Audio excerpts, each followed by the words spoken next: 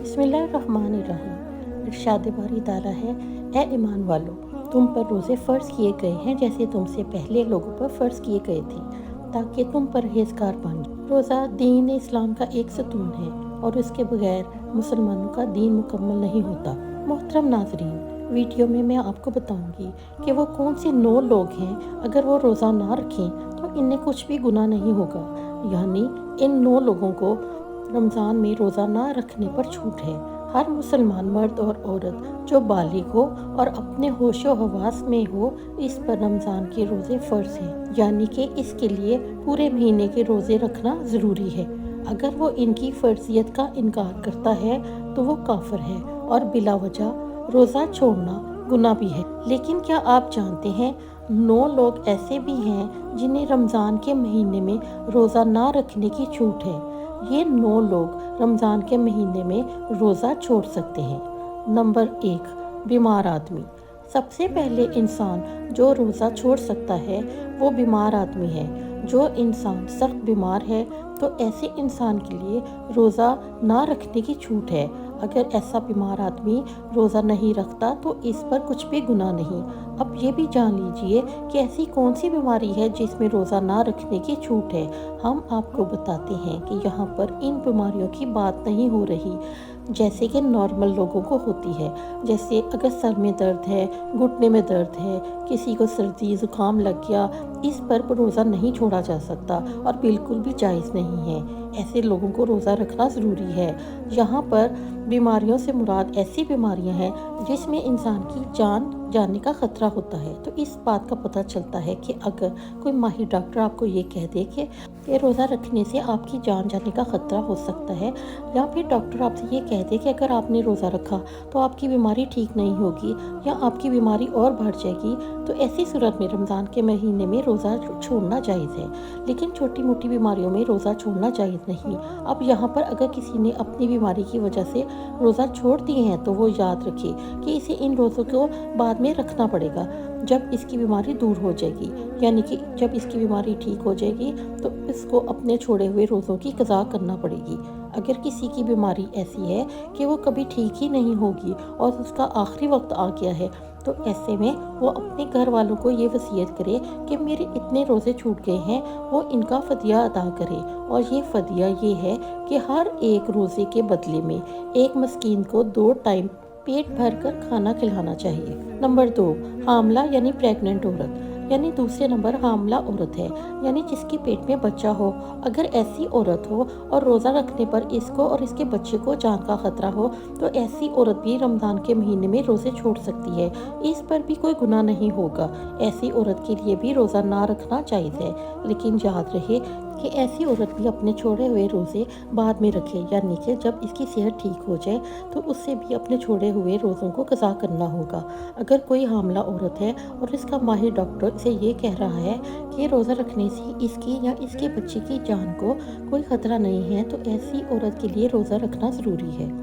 Number 3, ज़्यादा बुढ़ापा होना। तीसरा शख्स वो है जो अपनी उम्र के आखिरी पड़ाव में पहुंच जाए, यानी कि कोई शख्स बहुत ज़्यादा बूढ़ा हो गया है और अगर कोई ऐसा शख्स है जो अपने बुढ़ापे की वजह से अपनी जगह से उठ नहीं सकता और बैठ भी नहीं सकता, इतना कमज़ोर हो गया है कि इसमें रोज़ा रखने की बिल्कुल भी ताकत नहीं है, तो ऐसा शख्स भी रमज़ान के महीने में रोज़े नहीं रखेगा तो इस पर कोई गुनाह नहीं होगा।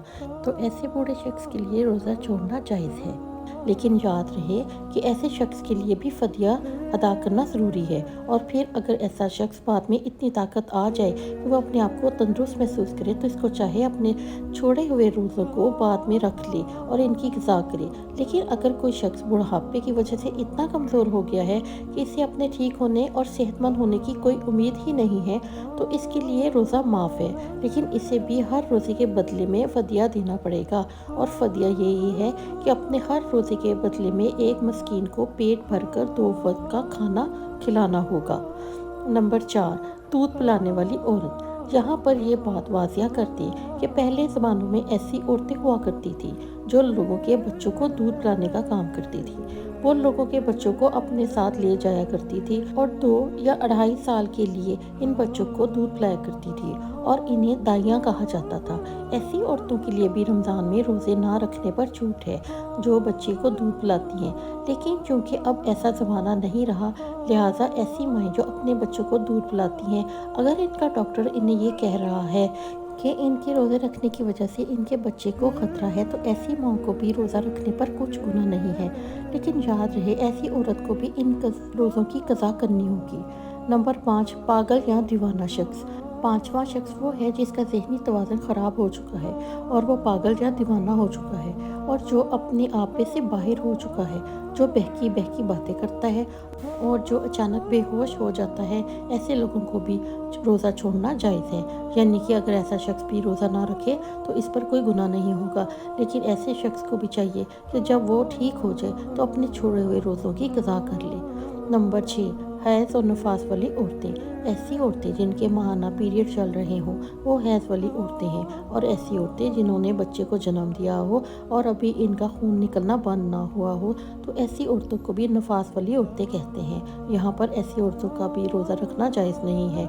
यहाँ भी ये याद रखें कि पहले बयान किए गए 5 किस्म के लोग अगर वो रोज़ा रख लेते हैं तो इनका रोज़ा कबूल हो जाएगा, लेकिन हैज़ और नफास वाली ख़वातीन अपनी इस हालत में रोज़ा नहीं रख सकती, और अगर वो रखें तो इनका रोज़ा कबूल नहीं होगा और इन पर सख्त गुनाह है। ऐसी औरत जब बाद में पाक साफ हो जाए तो इसके लिए ज़रूरी है कि अपने छोड़े हुए रोज़ों की गिनती पूरी कर ले।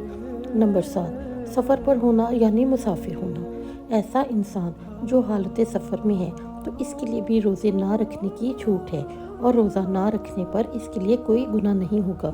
लेकिन ये बात भी जान लीजिए कि इस सिलसिले में सफ़र कैसा होगा तो हम आपको बता दें। जो सफ़र 82 किलोमीटर से ज़्यादा हो और कम से कम 15 दिन के सफ़र की नियत करके घर से निकला हो, तो ऐसे मुसाफिर शख्स के लिए रोज़ा ना रखने की छूट है। लेकिन जब इसका सफ़र ख़त्म हो जाए तो फिर इसके लिए रोज़ा रखना ज़रूरी है। अब यहाँ पर ये बात भी काबिल ज़िक्र है कि अगर कोई शख्स सफ़र की हालत में है और वो ये कहे कि वो रोज़ा ज़रूर रखेगा क्योंकि इसका सफ़र आरामदेह है, तो ऐसा मुसाफिर सफ़र की हालत में रोज़ा रख सकता है और इसका रोज़ा हो जाएगा।